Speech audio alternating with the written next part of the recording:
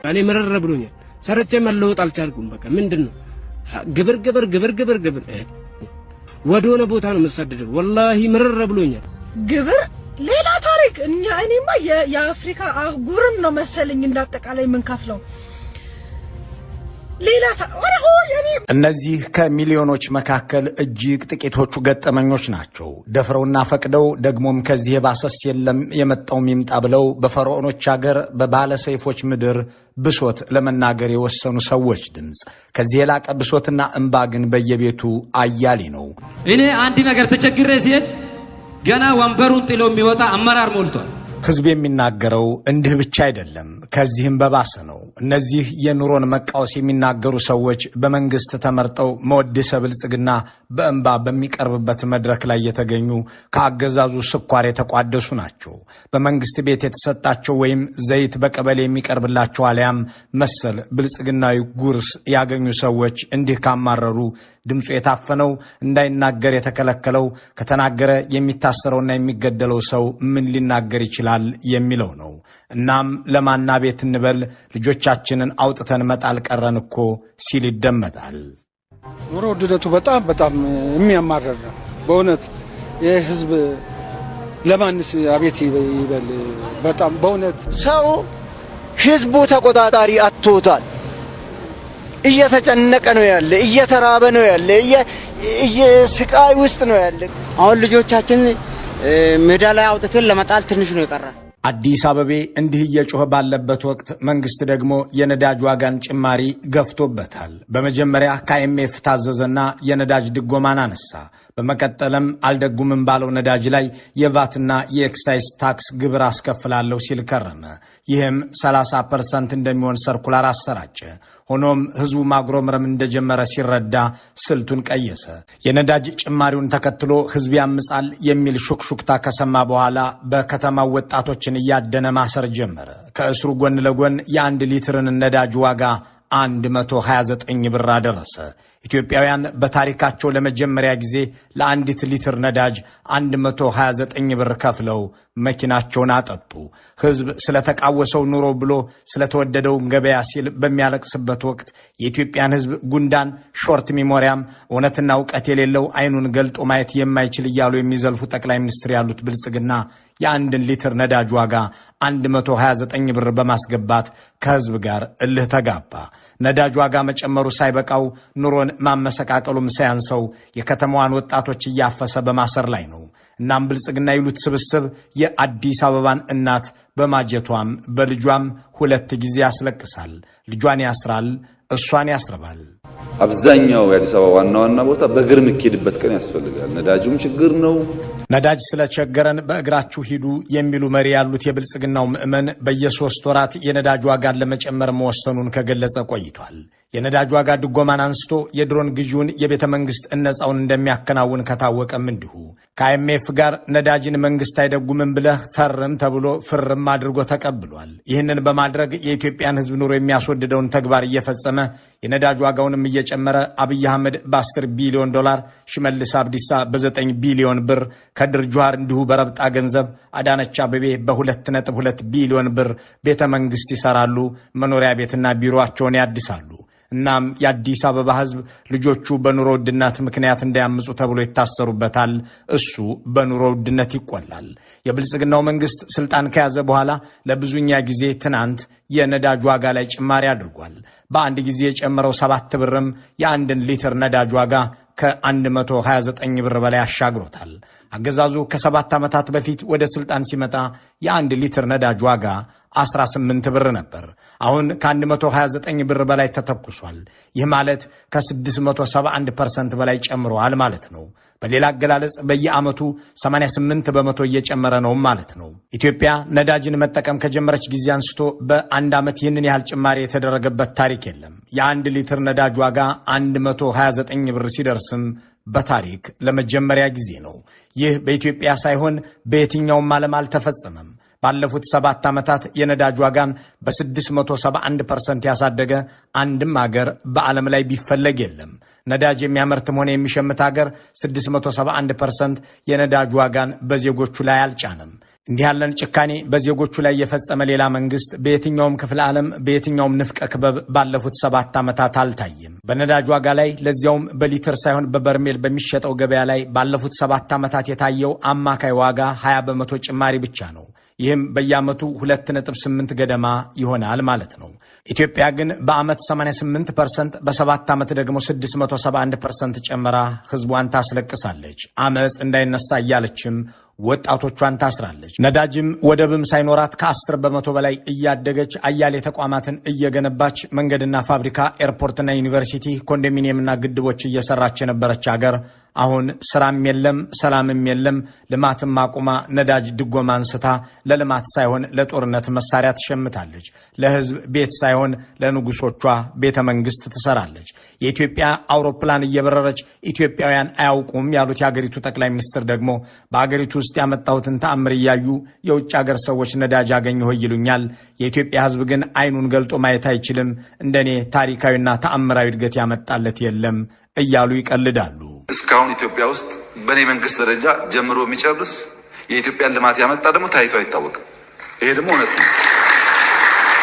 ልማት አለ። ይሄ ልማት ደግሞ ዓለምን እያስደመመ ነው ያለው። ባካችሁ አይናችሁን ግለጡ። ዓለም እኮ የተደነቀ ያለው በኢትዮጵያ ስራ። ምን ለምን ትገረማላችሁ? እንዲህ ህዝብን የሚዘልፉ ትናንት በአንድ ጊዜ በ1 ሊትር ነዳጅ ዋጋ ላይ ከ7 ብር በላይ ጭማሪ እንዲደረግ ያዘዙ የአገዛዙ ባለስልጣን በየ3 ወሩ እንዲህ እያደረግን እንቀጥላለን ካሉ 1 ዓመት ከመንፈቅ አልፏቸዋል።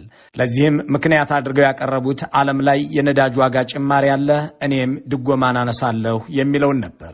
ግን ይህንን የዓለም አቀፍ የነዳጅ ዋጋን መነሻ በማድረግ የሚለውን ምክንያት የተለመደ ብልጽግናዊ ውሸት ነው ብለን እንያዘው። በዘንድሮ ዓመት እንኳን ከመስከረም ወዲህ በዓለም ላይ የነዳጅ ዋጋ ሲያሽቆለቁል እንጂ ሲጨምር አልታየም። ይህንን የብልጽግና ውሸት ማለትም የነዳጅ ዋጋ እየጨመረ ስለሆነ በየዓመቱ ጨመርኩ የሚልበትን ማታለያ ለመመልከት ይህንን በምስሉ ላይ የሚታየውን የማክሮ ትሬንድስ ድረገጽ ዋቢ እናድርግ። ይህ ቻርተር የብልጽግናው አገዛዝ ወደ ስልጣን በመጣበት ዕለት ማለትም መጋቢት 24 2010 ወይም በፈረንጅ አቆጣጠር ሚያዝያ 2 2018 አንድ በርሜል ድፍድፍ ነዳጅ $61.3 ይሸጥ እንደነበረና አሁን ዋጋው ቀንሶ እስከ ባለፈው ሰኞ ድረስ $58.3 እየተሸጠ እንደሆነ የሚያሳይ ነው። ብልጽግና የነዳጅ ዋጋ የሚጨምረው ዓለም ላይ ዋጋው ስለሚጨምር ነው ብሎ ሲናገር ውሸቱን ነው የሚያስብለው ሐቅ ይሄው ነው። ይህንን ቅጥፈት ላለፉት 7 ዓመታት ሲደጋግመው ከርሟል። ባለፉት ዓመታት ነዳጅ ዋጋው ከመጨመር ይልቅ አልፎ አልፎ ሲቀንስ እንደነበር የሚነግረን ይሄው የዓለም ሸቀጦችን ዋጋ ሰንዶ የሚያስቀምጠው ማክሮ ትሬንድስ የእያንዳንዱን ዓመትም ይነግረናል። የብልጽግናው አገዛዝ አገር ሲረከብ 18 ብር የነበረ ነዳጅ 671% ጨምሮ 129 ብር ሲያሻግረው ዓለም እንዴት አሳለፈ ስንል በ2020 እንደ አውሮፓውያን አቆጣጠር የአንድ በርሜል ነዳጅ ዋጋ ከ18 ዓመታት በኋላ ለመጀመሪያ ጊዜ ከ60 ወደ 39 ብር ሲያሽቆለቁል የብልጽግናው አገዛዝ ግን ከ19 ብር ወደ 22 ብር የአንድ ሊትር ነዳጅ ዋጋ ሲጨምር እናገኘዋለን። በ2023 አሁንም እንደ ፈረንጆቹ አቆጣጠር የዓለም የነዳጅ ዋጋ 19 በመቶ ሲያሽቆለቁል ብልጽግና ግን ከ47 ብር በአንድ ጊዜ 74 ብር አድርሶት እናገኘዋለን። የብልጽግናው መንግስት የነዳጅ ጭማሪ ማድረግና ድጎማን ማንሳት የጀመረው ገና ስልጣን በያዘ በመንፈቅ ውስጥ ነበር። በህዳር 2011 ለመጀመሪያ ጊዜ ባደረገው ጭማሪ ከ18 ብር 20 ብር አስገብቶ ህዝቡን አለማመደው። እነዚህን ሁሉ ጭማሪዎች ሲያደርግ የሚቆጣ የህብረተሰብ ክፍልም አልገጠመው። የነዳጅ ድጎማን እያነሳ ሰራዊት ሲያሰለጥን ጠመንጃ ሲገዛ በዝምታ ታለፈ። በዓለም ገበያ ላይ ነዳጅ ስለተወደደ የሚለው ሰበብ የሚያሳምን እንዳልሆነም ሲያውቅ የግለሰብ መኪና በዛ፣ ለግለሰብና ለሀብታም እየደጎምሁ መኖር የለብኝምና ድጎማውን አንስቼዋለሁ ወዘተ አለ። ወደብ ሳይኖረኝ ይህንን ያህል ድጎማ በማድረጌም ልታመሰግኑኝ ይገባል ሲል ህዝብ ላይ ቀለደ። ነዳጅ ላለፉት ጥቂት ዓመታት የኢትዮጵያ መንግስት ይሄው ድሃ መንግስት ከሌላ ሀብቱ ከ100 ቢሊዮን ብር በላይ ደጉሟል። ሁላችንም ነዳጅ የምንገዛው ከአረቡ ዓለም ነው ይታወቃል። እኛም ብዙ አፍሪካ ሀገራትን ከገዛን በኋላ ብዙዎቹ ወደብ አላቸው፣ ለወደብ አይከፍሉም። እኛ ለአንድ ሎክድ ነን። ያንን ውሃ ተሸክመን ለማምጣት ብር እንከፍላለን። ለወደብ ከፍለን ከአንድ ሶርስ ገዝተን የኛ የነዳጅ ዋጋ ግን ሰፈራችን ካለው ዋጋ ቢያንስ እንጂ አይበልጥም። ይህ ዓለም አቀፋዊም ኢኮኖሚያዊም ያልሆነ መከራከሪያ ቢያንስ ከራሷ ከኢትዮጵያ ታሪክ ጋር የሚጣጣም አይደለም። ኢትዮጵያ ነዳጅ እየደጎመች የኖረችው ከ100 ዓመታት በላይ መሆኑን የንግድ ሚኒስቴር ያስረዳል።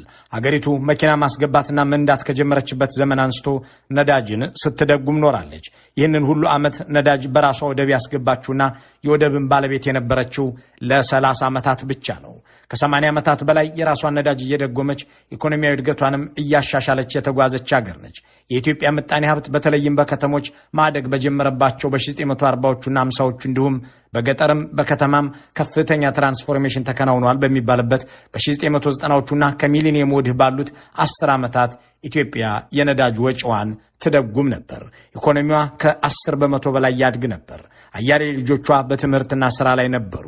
ዜጎቿ ትምህርት ቤት፣ የጤና ተቋም፣ ግድብ፣ መንገድና መሰል ልማት ይሰራላቸው ነበር። አገር ሰላምና ልማት ካለው የሚሸጠውና የሚቀበለው ነገር ይኖረዋልና ነዳጅ መሸመትና መደጎም ኢትዮጵያን ለሚያህል አገር ከባድ አልነበረም። በተለይ የኢህአዴግ መንግስት በነዳጅ ዋጋ ላይ እንኳን ይህንን ያህል ብር ሳንቲሞችንም ለመጨመር ብዙ ክርክርና ውይይት ያደርግ እንደነበር አይዘነጋም። በወሩ መጨረሻ ዋጋ ተጨመረ ተብሎ የሚነገረውም የብር ሳይሆን በሳንቲሞች መጠን የሚገለጽ እንደነበር ይታወሳል። የብልጽግናው መንግስት የነዳጅ ዋጋ መጨመር ያስፈለገው ለምንድን ነው?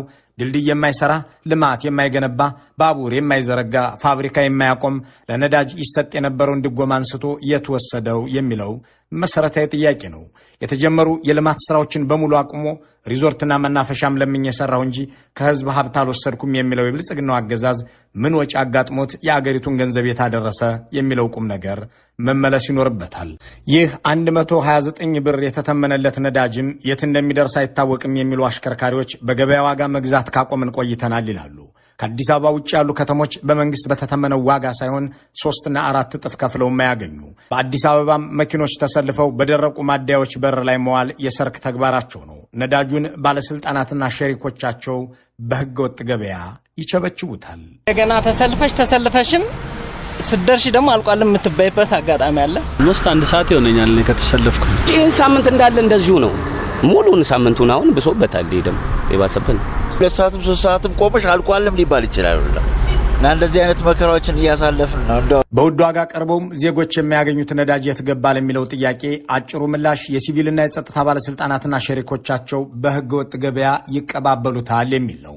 ከዚህ ቀደም በሰራናቸው ጥንቅሮች የከንቲባዋ ቢሮ፣ የካሳውን ጎፌ ጽህፈት ቤት፣ በግርማ ብሩ የቦርድ ሰብሳቢነት የሚመራው የነዳጅ ድርጅትና የዓለሙ ስም የትራንስፖርት ሚኒስቴር ከጸጥታ ተቋማት አመራሮች ጋር ሆነው የተቀናጀ የነዳጅ ኮንትሮባንድ ላይ መሰማራታቸውን ማሳየታችን አይዘነጋም።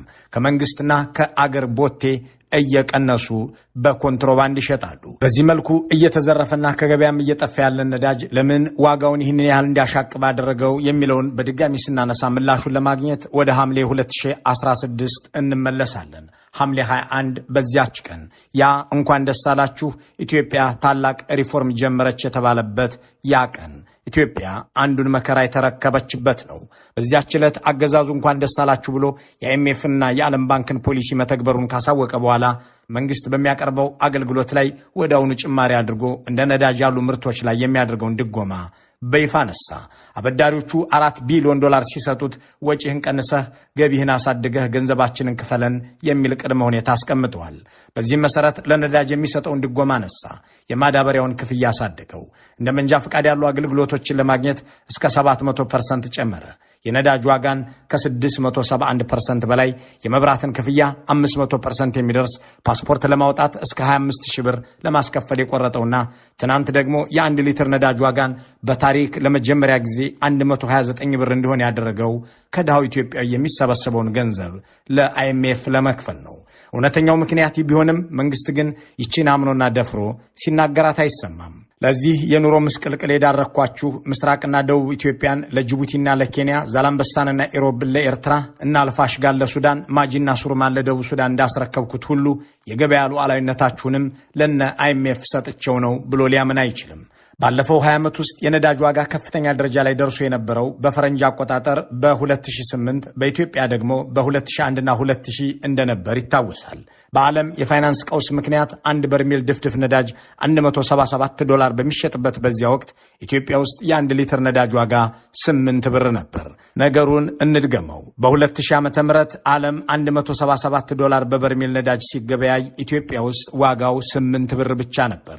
ዘንድሮስ ከተባለ ዓለም በ$58 እየተገበያየ ነው። ኢትዮጵያ ውስጥ ደግሞ 129 ብር ደርሷል።